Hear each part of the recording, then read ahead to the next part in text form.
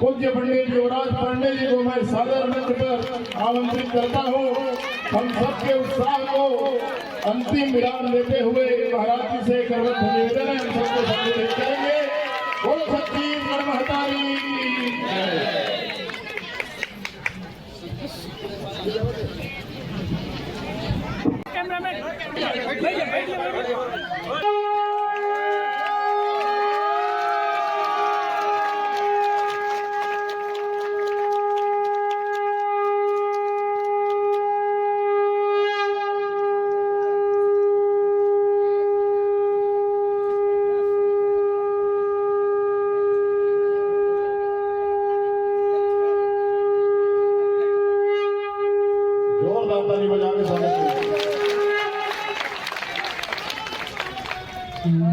श्री गणेशाय नमः। अस्मद्गुरुभ्यो नमः। स्मरामि मम प्रबलाते प्रबलाचार्य सृष्टिशरणकमलेभ्यो वचसा गण्यामि।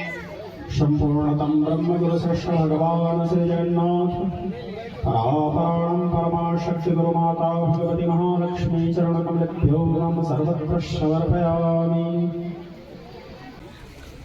बोलो भारत माता की, जगन्नाथ स्वामी की, राजा रामचंद्र की।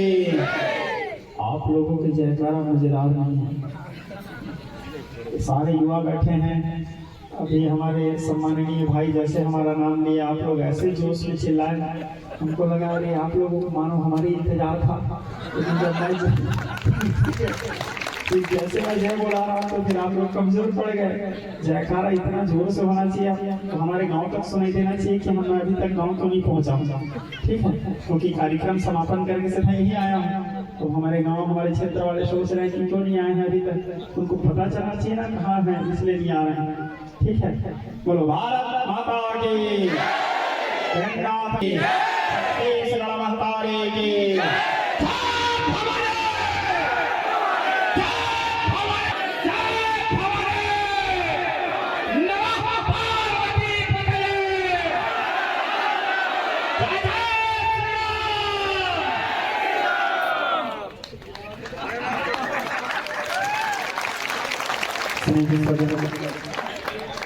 यहाँ उपस्थित मेरे पिता तो ये समस्त बुजुर्ग सारे युवा साथी भाइयों मित्रों दोस्तों, मेरे माता तो ये समस्त मातृवर्ग, समस्त युवा बहनों एवं भगवान बाल कुंज स्वरूप समस्त अन्य बनने बालकों, आप सभी लोगों को साधुवाद सादर अभिनंदन। और आप सभी लोग के अंदर में जिज्ञासा दिखा, आते समय रास्ते भर प्राप्त करते हुए आया।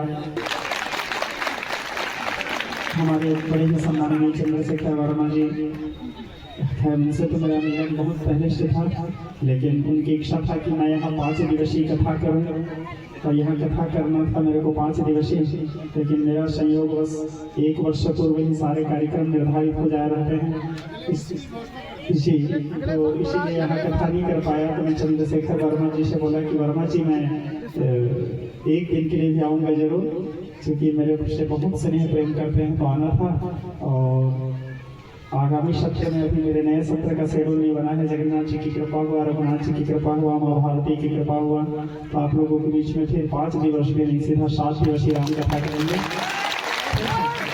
रघुनाथ जी का तो गाथा आप लोगों को श्रवण करवाने का, मैं तो सभी का नाम भी नहीं जानता, लेकिन हाँ सभी मेरे लिए आदरणीय हैं, सभी सम्माननीय हैं। यहाँ उपस्थित सभी को सादर प्रणाम। जय जगन्नाथ, जय जवाहर, जय छत्तीसगढ़। देखिए आज मेरे को दंड प्रदान किए हमारे संघ परिवार के द्वारा, मानस प्रदान किए। जब मैं यहाँ रहा था हमारे प्रिय पुत्र दिनेश सिंह ठाकुर जी के द्वारा, तो साथ बात करते आ रहा था कि ठाकुर जी वहाँ जाने के बाद बोलूँगा क्या मैं।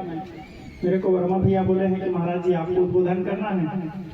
मैं कथा में भागवत कथा करना है तो ऐसा रहता है कि हाँ मेरे को भागवत कथा करना है। 12 स्कंद है, 335 अध्याय है, 18,000 श्लोक है। मेरे पिताजी जो मेरे को प्रदान करवाए हैं उसको बोलना है। राम कथा करना है तो भी बोलना है, भागवत कथा करना है तो देवी भागवत करना है, शिव पुराण करना है, अन्य कोई भी विषय को यदि कथा करना है तो उस कथा निर्धारित रहता है कि हाँ उस कथा करना है। लेकिन अब यहाँ बोलना क्या है, मैं बड़े गंभीरता से सोच रहा था। तो आते समय ठाकुर जी से बात भी किया तो ठाकुर जी बोले आप देखो गुरु जी बोल के। अब यहाँ आते ही मेरे को एक विषय दे दिए, सबसे महत्वपूर्ण चीज क्या दिए मेरे को, एक तो दंड दिए, दूसरा रामचरितमानस दिए, शस्त्र भी दिए और शास्त्र भी दिए। मैं सोचा ये इसी में बोलना है मेरा। ठीक है, जहाँ तक आप लोग सोशल मीडिया के माध्यम से तो सब लोग मेरे से जुड़े हुए हो, सारे छत्तीसगढ़ प्रदेश वासी, हमारे सारे राज्यवासी। मेरा सिद्धांत सीधा सा सिद्धांत है शांति।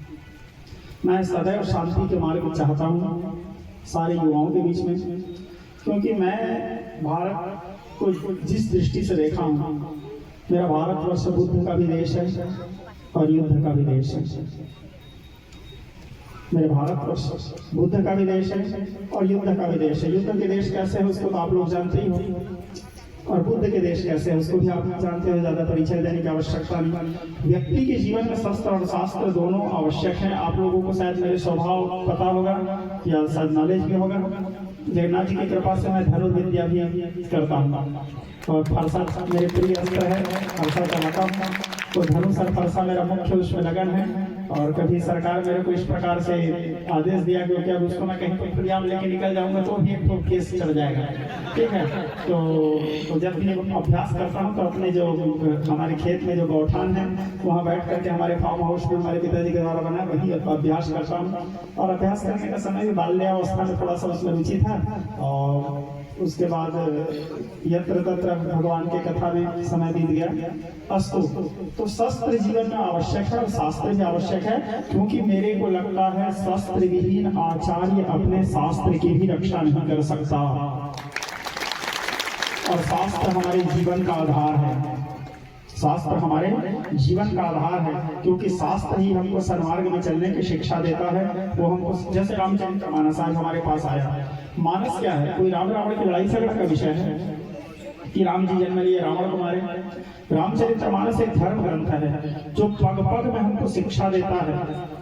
क्या शिक्षा देता है कि हमको शांति के मार्ग में कैसे चलना चाहिए, पग पग में हमको शिक्षा देता है। रामचरितमानस एक ऐसा ग्रंथ है जो हमको ये सिखाता है कि पिता के साथ हमारा व्यवहार कैसे होना चाहिए, माता के साथ हमारा व्यवहार कैसे होना चाहिए। शांति के मार्ग की जो चर्चा किया था उसको आगे चल के फिर आपको बोलूंगा, अभी चूंकि मानस विषय में चर्चा कर रहा हूँ। तो रामचरितमानस हमको शिक्षा देता है कि पिता का सम्मान, पिता के भाव प्रति हमारा भाव क्या होना चाहिए, माता के प्रति हमारा भाव क्या होना चाहिए, माता का सम्मान कैसे होना चाहिए, पिता के आदेश के प्रति हमारा समर्पण क्या होना चाहिए, और गुरु के वचन प्रति देना चाहिए। गुरु के आदेश के प्रति, चूंकि मंत्र बोलन गुरु वाक्यम, गुरु के आदेश के प्रति हमारा कर्तव्य क्या होना चाहिए, ये भी हमारे अंदर भाव होना चाहिए।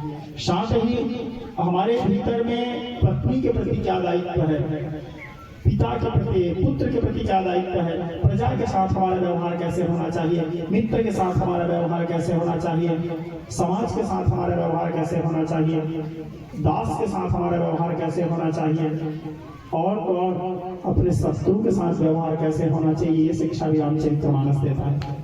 एक शिक्षाप्रद ग्रंथ है जो पग पग में हमको जीवन जीने की कला सिखाती है।